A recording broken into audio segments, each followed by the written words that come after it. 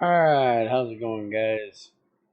We are back today and we had an update for the book that has moved the pipe dream where we had the bronze pipes in here. Those have been moved out of there so we can get our cookie.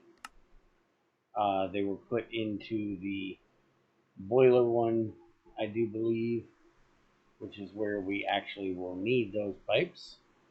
So we can go and actually the drain, I'm gonna need a crowbar to get it off of there. So, and I don't have a crowbar right now. So we will bypass that one for the moment. And we will go back and get it later. But I did some mining. We had a unfortunately very laggy stream due to my internet, and got some copper and some tin done. I do believe we have, where is it? Still trying to get everything organized. There we go. So we have a whole stack of cassiterite there, and we've got 7 tin. We still got all of this quartz. There's some more cassiterite. So that'll go along with the refined we have here. And that should keep us pretty busy with our tin for quite a little while. I also got a bunch of copper washed up and a bunch of tetra as well. So we can get started on making some more bronze. But for today, we are going to start with making a hopper. So let me get the recipe up here for you. So what we're going to make is a lead hopper. Now there are two different kinds of GT hoppers. You have your regular hopper and your Q hopper. Q hopper works in, first out. So if you have a specific order that you want things to be done in, as they go in, that's how they will come out. Now, some of these, like the lead, is only a 2 space. You can see there it says slot count 2, where the regular one is a slot count 1. Had to be slot count 2, or else, well, there wouldn't be a lead Q hopper. Well, we are going to be making lead hoppers because we're not worried about the inventory inside the hopper. We just want things for automating. And we're going to make a few of these. But you can get all the way up to 36 slots with some of these more end ones here. The ones I typically use if I need a lot of space is the ultimates, which are, I'm actually trying to find them here, 27 slot. There they are. So they are 27 slot hoppers. Ultimate's pretty easy to get a hold of. We'll get into how you actually make that later on. But it's a bit easier than getting some of these other ones like tungsten carbide, tungsten steel, desh, things like that. But anyways, we need 5 plates, but 3 of them need to be curved. So let me, over here, all right, I got those in there. So I am 1 short of doing 9 hoppers, because like I said, we need 5. So we got enough for 8 of them, and I need,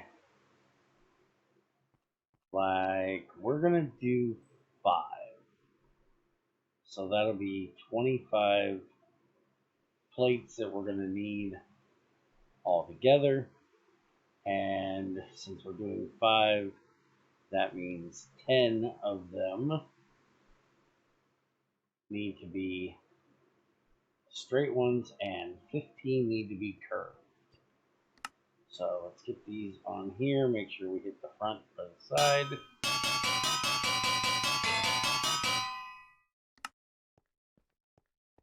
And we're going to need to also get some wood here. Make our chests.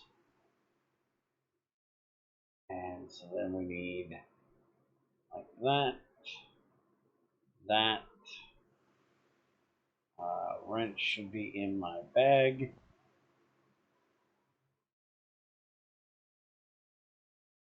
And we need the hammer, which I am not going to use my effort hammer for. There we go. And there is 5 hoppers. So these hoppers are very similar to vanilla hoppers in a lot of the things you can do with a vanilla hopper you can still do here. Whatever you connect it to or connect it against is what it's going to be connected to. You can also use a wrench, which will allow you to change the output in whatever direction you want, including up, which will keep it from having a direction. One thing that is very different than a vanilla hopper is everything goes in one shot. You can change that. There are, this out here, you have a screwdriver, and that will change to either a divisible. Oh, this one, sorry. This one changes the number. I always get it confused which one does which. This changes the number of things. So if we put this iron plate in here, it's not going anywhere because right now it is set on a divisible of 2.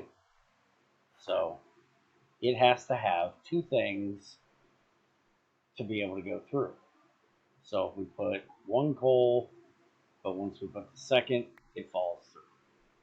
And that'll go all the way up to 64.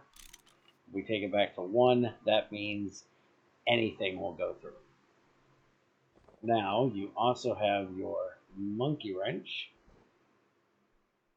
And what this does is it changes it to an exact. So this does an exact stack size of 1, and you can see it did it 1 at a time. Rather than doing everything all at once, it does it 1 a tick, basically. And you can use redstone to stop that. That's how when we start automating our crucible, we will use these 2 features together to make them do exactly what we want them to do. So for right now, what we're going to be using this one for is automating our sifting. As you can see, that will go right there. And then if we put a hopper underneath it, which we will want turned that direction, and I should have made another chest while we were at it. We'll take this, put it down here, and now if we right click, as I was explaining the other day, it's a no touch system. I'm literally doing nothing right now. My hand's just moving because it thinks I'm doing something. And I can walk over here and look at other things as long as I don't open anything. As soon as I open crafting grid, chest, it's going to turn off. So this is a way that you can just set it, let it go, get up, go to the bathroom, get a drink, whatever you need to, and it will take care of your sifting for you. And you can also put a chest on the top, which I do not have enough wood in here currently to do so. Yeah, we've got a mess down there. I have, let's see, that'll work. Forgot I had wood over there. Make a chest here. Oh, there we go. And we can throw that on top. And then throw our extra cassiterite, which went into what we already had. And then our tin, which will just sit there. And that will do our sifting for us. And then we have another one that we are going to use on our crucible. That way we don't have to. I have no idea why that sounded like it evaporated something. There was nothing in that crucible. But anyways, we're going to use this for putting stuff into our crucible. That way we don't have to sit here and manually feed it. We do have to manually shut it off as of right now. But we will be getting to that next time, as we have in our book here. If we go back to the Stone Age, our tin alloy, red alloy, and our thermometer sensor, and that is what we're going to be working on next. By the way, there is a arrow quest now that was added before you need to make your hand drill here that explains making arrows, and it also warns you do not use flint arrows on creepers as it will ignite them. And there is your flint one, so you can make your mold, which we have already completed both. So if I get in here, and there's our arrowhead mold, so that should take care of that. And I should have, I do believe, there we go. So that takes care of both of them. And we can get our cookie. And that is done. So that gives us all that. You can see that everything has gone through.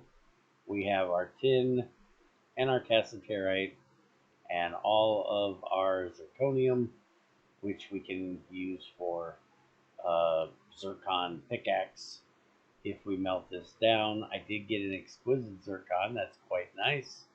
That is worth 4 zircon. We got 5 flawless ones, which are worth 2. Basically, you have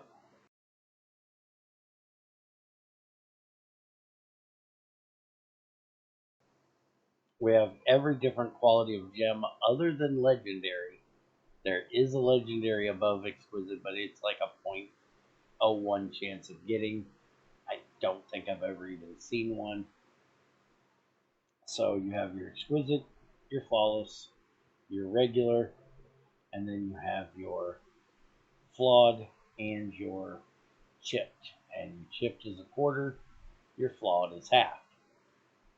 And then, of course, the dust, and all the rest of this is cassiterite and tin, which we will be smelting down. That's what we're going to use that for. I'm basically just going to take all of these. Do need to clear out what is in there. By the way, the wrench auto collects, So you don't have to worry about dropping it into the crucible, but you do have to worry about if you have inventory space, because if you don't, then it will drop in there if it has nowhere to go. So you got to be careful with that. Also, anything that may be contained inside of it also will go in there. So I'm just going to start filling this up. I can pop that off of there, which maybe that is what, I think that's what went in my crucible was my thing. I think when I put this here, it caused a block update that knocked that off of there, and it actually was Ella. It was actually not there. That's why I don't have one. So I will have to remake that.